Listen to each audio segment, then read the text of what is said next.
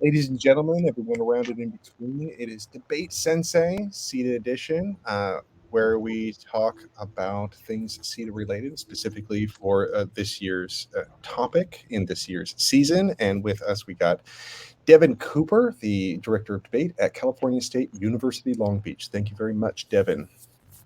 You're welcome. All right. So, in events that have season-long topics,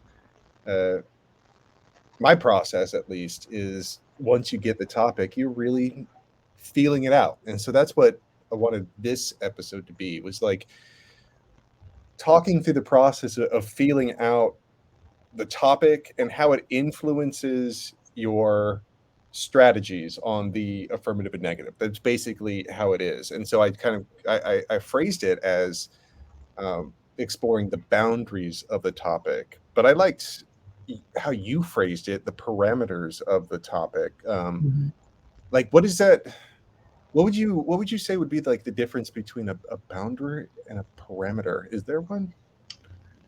Yes. I think that I think it deals mostly with the perspective of debate that you use, Okay. right? Because if you're more of a traditionally centered, strict interpreter of the topic, it would be about boundaries. Okay. Because those boundaries would be suited to topicality, to say that these things are topical, these things are not. Right. Like establishing a bright line for what is topical and what is not. I think parameters is more of an expansive way to look at it if you want to kind of bend what is traditionally known in debate. And so if you think about the parameters, it's just like, so what aspects of the resolution do we want to interpret or change, or how do we have those discussions around issues in the topic that are not always featured or not prioritized because they don't result in the instrumental implementation of a policy. Right. Okay. Like I knew I liked that word. It just seemed far more at home, in this sort of discussion. And so I kind of want to approach the entire episode about parameters rather than boundaries. I mean, I think that like both ways are useful, Yeah. right? I think that like it just depends on the perspective that you're coming from. Because I do think that, a lot of teams are very successful by, establishing what the boundaries are, right? Okay. And so the way that I kind of think about it is that like boundaries are more like walls, parameters are like bridges. Oh, wow. Parameters are bridges, walls versus bridges. And so there's still it's still a structure, but one like kind of traverses an impediment and the other one is the impediment. That's interesting. So, okay. All right. Um let's start with let's start with that sort of approach where there's certain things that are in the boundaries and outside the boundaries. What where do you how do you find those boundaries? How do they delineate them? Like, if that's not necessarily your strategy, I'm hoping you. Well, I think that a lot of them are very deep-seated historical things that have happened in debate.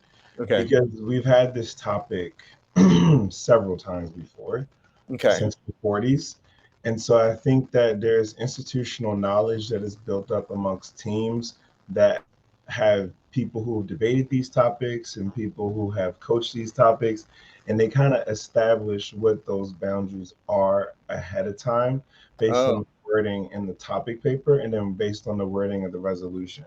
So, this year's resolution outlines 3 major areas that we should address. And so anything outside of that kind of would be the boundary that's set up, right? So a lot of people who are trying to engage in what is a topical version of the resolution would be more so drawing affirmatives directly from the wording and interpretation of the resolution. Okay, let's use an example. Let's go through the first one, adopting a nuclear no first use policy. Is there only one? Like, or is there a specific one that is most Well, popular? usually people would think about the declaratory version of, making a gesture of saying that we're not going to use our nuclear weapons first unless they're fired on us. Some people will say that there's different iterations of that, like if we want to have no first use with a particular country, or if we want to just have no first use broadly, or is there a policy that establishes what no first use means and what conditions does it mean that we Mm, could possibly launch first, or how do we take our weapons off of like possibly hair trigger alert, like de-alerting, right? mhm. Some people would say that those policies are in line with that, or some people will argue that those are very different and that we should not look at those as in the same vein. Now, But even though they're in like different veins, or someone would argue, would they still have a leg to stand on to say that one of those veins is not topical? the two that I listed, no. No. I don't. Okay. I mean, unless there is some extra topical plank that's added to the plan, or if somebody is engaging in maybe a bill that Okay. establishes no first use, but that bill has something in it that is outside the lens of what people interpret as no first use. Okay. Okay. So, is extra topicality something that like comes up a lot, or Yeah. I yeah, mean, I don't think a lot, but it does come up when you got to be people. prepared for it, Yeah, right? you do. Like, But I largely think that in a lot of today's debates, people try to make sure that they're not that. okay, They're not effects or extra topical. right, Because it's just like if you're really heavy in the policy traditional arena, right, you're trying to avoid, that type of debate. But some people take it head on and be like, yeah, extra T is inevitable. So is effects T, it's inevitable, right? And try to right. like defend it from that theoretical approach. But more so, people are just trying to like not have that debate because it's oftentimes very petty, and like some judges have very subjective views on what those two things are. Some judges don't like talking about it or don't like voting on it, Hmm. and that's the thing. But oftentimes you don't see effects or extra topicality as a shell alone. It is something that is as a plank inside of a T shell. Right. um, Okay. but like in the early 2000s, mid-ish teens, people would still make it. No, more so early 2000s. People would still make it its own shell, but gradually people started to just make it a plank under like standards for Okay. voters.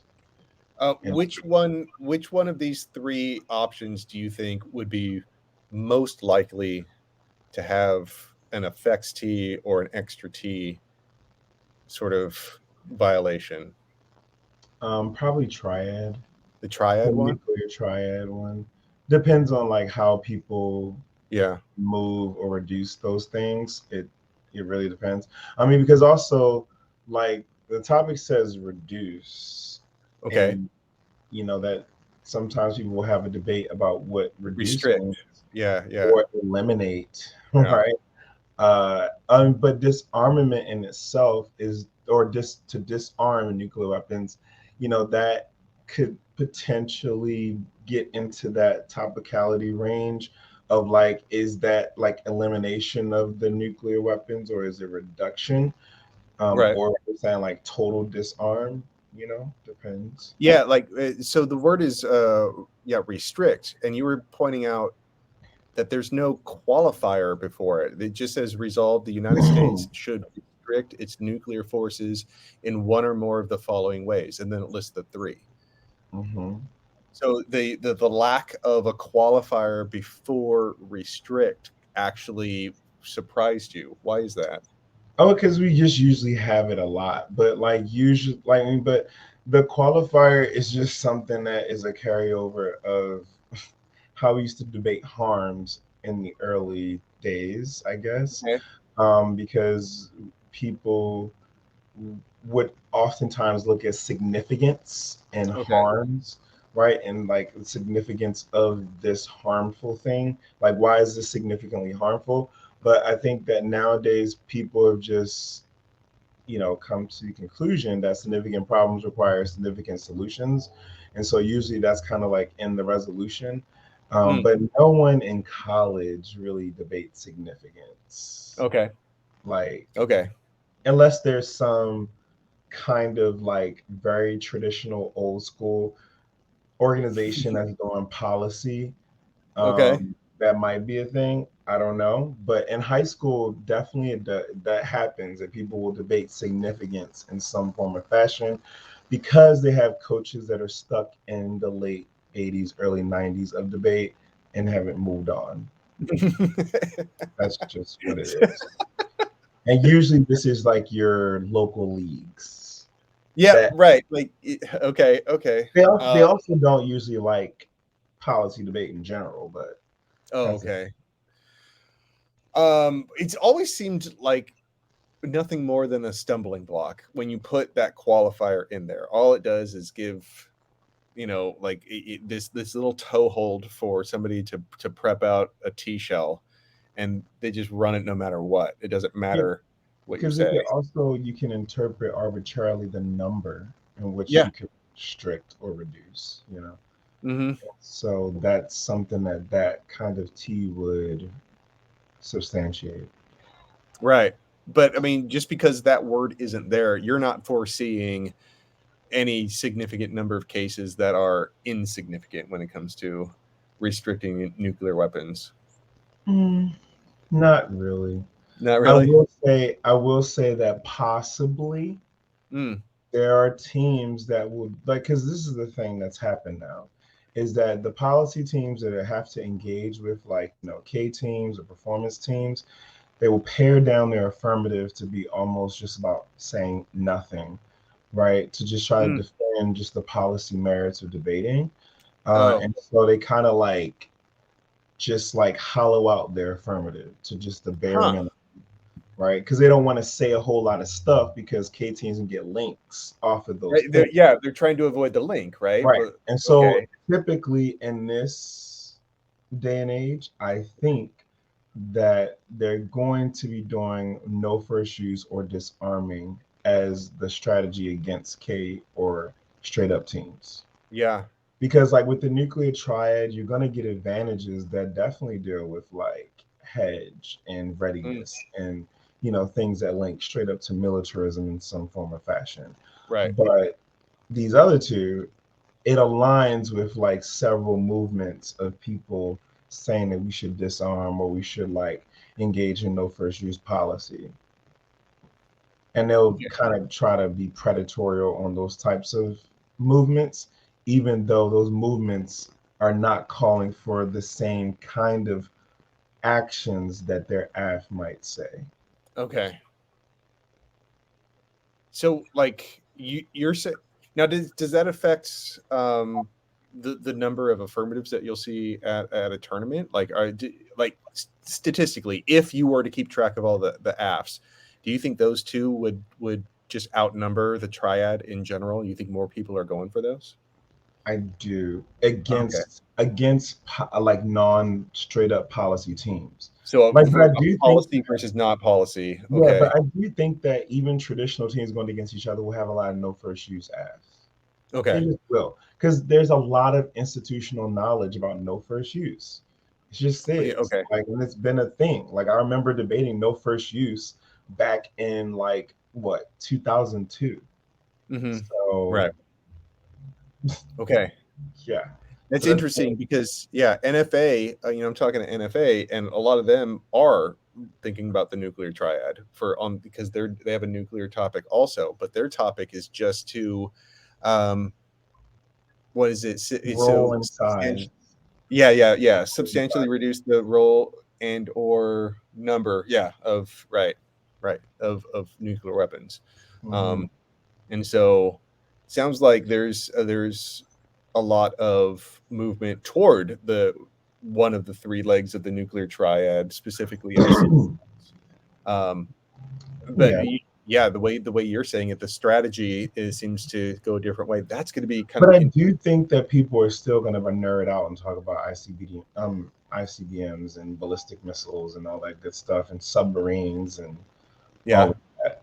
And Okay. I mean, people are also going to probably talk about tactical nuclear weapons as well, even though some people might think it's out of the purview of the topic, but a lot of Okay. people don't. Let's talk about tactical nuclear weapons Mhm. and the discussion about whether or not they're topical. So I know that we're not going to engage that question too much. Okay. But the thing is that other schools might, because there's a lot of back files, especially with teams like Emory. Because I definitely remember, like in the past, several AFs coming out of Emory when this was a college topic again about tactical nuclear weapons, and people just like talking about TNW a whole lot. Okay. What's the difference? Why would that be considered restricting its nuclear forces? Why would it be considered? Because, like, tactical nuclear weapons include things like short range missiles, um, torpedoes, depth charges, landmines that all have like nuclear warheads on them, Right. right? And so that would be like, a part of the resolution in some way, but there could be or boundaries that are set up to say that they may not be. Yeah. But like I'm not really sure what that debate necessarily will be, but I'm pretty sure that a lot of traditional teams are talking about it. But just from basic conversation I've had with people, some say that it won't be topical, Uh-huh. but I'm not sure how that will be debated as not being topical. Okay. Um, There's probably some freaking expert that makes a distinction or something like that. They publish something. I mean, could be, but All right. like, but the thing is that like a lot of these terms of art are things that are like kind of arbitrarily put together by the topic committee or by folks. Like for one example is like we had one year democracy assistance, or how one year we had constructive engagement. Like a lot of these Right. phrases are like kind of very arbitrarily put together, and some of those terms are not as heavily used as terms of arts inside of the literature, except for very specific things. But the stuff that people were using those terms for were like trying to draw this arbitrary difference between things like democracy promotion and democracy assistance, which is Yeah. Like I yeah. know in splitting hairs. It's like they're most comfortable with the topicality argument. Like it's like they try to steer it that direction no Mhm. matter what. Like you, I mean, okay. Yeah. Uh, how popular? Like I just want to know how popular topicality is. How many rounds would it does it come Well, in? almost, I think a lot of policy rounds will just have T thrown in there to see what the other team will say. Sometimes they throw T in there to get a link to a diss ad. All right. Okay. And so that's kind of like why T is an important tool, or it could be to get a link to a K, Right. right? But some teams are very perceptive and they know that that's going on. And so they'd Hmm. be very careful how they answer topicality. But a lot of teams do fall for the trap. I mean, it might be a trap that we might set this year. I don't know. But that's the thing. It's like topicality is not necessarily always used to be like, I'm going to go for T. It's Right. more so used to get what your counter interp is and what you're saying you are in order to get a link for a K or a dissect. So Or even to like separate solvency mechanisms to get like, access oh, to counterclaim ground. right. Yeah. And you start building that competitiveness a little Mm-hmm. bit by like making them sever a few things. Oh yeah, man, that's tricky though. Like you got like the judge has to see it too. You know what I mean? Even if you do it right, you know? Well, yeah, you gotta say it though. Yeah, yeah, I I know. mean, Oh man. But sometimes you think you say it and you didn't or really say it. even to pick out of something, because people can read a pick of some kind. All right. Okay. Yeah. Um, let's let's talk about the so we've been talking about boundaries a little bit. Let's specifically pivot to parameters and how what does that perspective on the topic uh, what does it reveal? What are the options available to you that might not be available to somebody looking at boundaries? Well, there's a lot of things. Like folks can talk about how indigenous folks have been effed over by like a lot of the accepting of nuclear waste on their reservations. How some of them have been poisoned for those with, nuclear waste, or, people that have come on to their lands and just dumped there even without their permission. Mhm. It also deals with the conversations of like uranium mining and who is doing that and who is forced to do that. It also deals with the conversation about what is nuclear war and have certain communities already faced what could be the onslaught of nuclear war. I Mhm. mean, there's authors that argue that a nuclear bomb has already been dropped on several communities, especially like Black people. They'll say that slavery was a nuclear bomb, Mm. right? Something that destroyed a lot of the trajectories of Black life. People will say colonialism was a nuclear war for like Mm. indigenous and Latinx folks, right? And so there's all types of parameters. Also, there's the classic um, war as an event K, which is something that Okay. girl back. Chris Okay. I kind of Cuomo, the remember that one. feminist. Yeah. Yeah. Yeah, it's just like you look at war as an event as opposed to an ongoing series of structural violence that is always occurring. Like Mhm. the difference between positive peace and a negative peace, right? Okay. And so a lot of teams will posit like a world that is absence of war as a form of peace. But what these scholars that are coming from that perspective will say that's a form of negative peace because there's still the presence of structural inequalities, oftentimes some that have even built the nuclear state as it Okay. is. Okay. So, now what would be the objection to that? What would be the topical objection to that from somebody who, might consider that outside the boundaries? Because you're not literally restricting So, the but, threat. like, I mean, your response would be about what that restriction means. It should restrict its nuclear forces, right? Yeah, And so if but it's also about like why is it that we are looking at this topic from that particular lens uh-huh, and not seeing that there is more questions and more concerns around the issue of having nuclear weapons or not, as opposed to just having the conversation of restricting them or not. Because the idea is that, like, even if we were to say that these things happen, why mhm, isn't the imperial or colonialist system going to reassert that violence in a different way through like conventional forces or recycling those weapons to make them more advanced weapons that are, using the same parts that you try to say we get rid of, right? Because there's so a lot of that stuff that yeah, happens. yeah. Um, are there are do you make the argument that there's policy implications to that approach, or Yeah, do you yeah?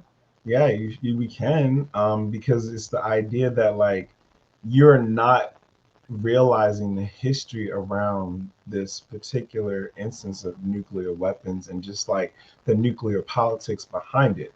And the fact of the matter is that we've used nuclear weapons on, Hiroshima and Nagasaki. And there was just like the scholars like W.B. Du Bois and Langston Hughes that were talking about this during the time were just like, yeah, like obviously the United States didn't have a problem with dropping a bomb on a country of color when they could have quite actually dropped the bomb on Germany or Uh, Italy, any other places that were not seen as like our allies, but they chose to drop it, or also on Russia, but they mhm, chose to drop it on that particular, area, which uh, people will say that for a moment in time, that is what like equated those folks to blackness. mhm. Is that like Okay. they were seen as expendable or fungible, like expendable or disposable for the testing of like how those weapons could work, because people just know that they were not going to drop a bomb on a country that resembles people that look like the dominant race in the United States. So Right. it's The kind of the conversation they were having, but yeah. so when you approach that way, are you trying to link it to one or more of the following three ways, or is it more about just the whole thing, right? Entire thing, because it like looking at this as a nuclear enterprise or nuclear industrial complex in Right. itself is one that embodies like all of these aspects of the topic. And like the reason why are we even debating this topic in that way? Like, Okay. and the idea that it's just about restricting or embracing this no first use policy, right? That still leaves particular antagonisms at bay. The damage has already been done with a lot of these, foreign countries that had to have the forced labor to mine and take elements and rare earth minerals and all these types of like pieces and fissile material in order to make these nuclear weapons already. And it's like you don't wish that away. Those Mhm. people have already died and contributed labor and have been killed over the production of these weapons. And now you just say, let's get rid of them. And that's going to like magically fix all of the violence that has been created in order to make these Right. weapons in the first place. So it's just like you're starting from the wrong point. And like a lot of people who are in the, I think, nuclear justice and, nuclear movements and anti nuclear movements are talking about this is like, it's not enough to just say, let's disarm these weapons. You've already created a state and a particular form of crisis and security driven politics that have made it so that there's almost unfathomable world without these things. Mhm. So it's like you have to be changing mindsets as well as correcting the damage that has been done. Like some of these people's land that nuclear waste has been stored on or dumped on is irreversible. So it's just like you've engaged in cultural genocide in order to have this whole nuclear enterprise. And you're just like, oh, yeah, no more of that. We're going to stop that. And it's like, wow, thank you. So it's So, like, that's kind of like, the lens we come from. yeah, that's so if that's the affirmative, if that's what the topic sort of induces, let's say, um, and what's what would the negative do on that treatment of the topic? The negative might say some things like, we need to debate the topic. We need to debate nuclear politics as it is. They might say that we need to move more in line of restricting those policies still because it's a step in the right direction.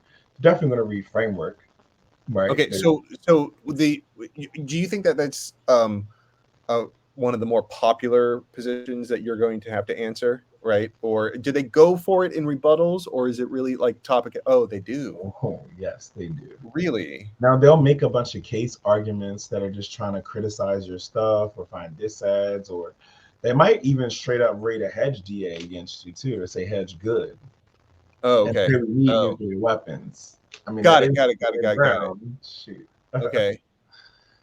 Now, Yeah. okay, but somebody does that now. Now, say somebody does that in front of like your team. Mhm. Like, so now what do you do if what if they try to take this Well, stuff you've been prepping? I've already warned my team about what the strategies could be because I faced them myself before. Right. Like, some people might just like get up and be like, nah, hedge good. Oh We yeah, got yeah. nuclear weapons. After all this history you're talking about, let's talk about what's really good here. We need to stop Okay. nuclear war, right? Okay. All of that good stuff. And so, or they might. It just depends on like how this negative team wants to go about it. They could go the like, we need nuclear weapons, they're good, or we might need to get rid of them because it's going to cause bad stuff, right? They can go either direction with that, and they also can read framework.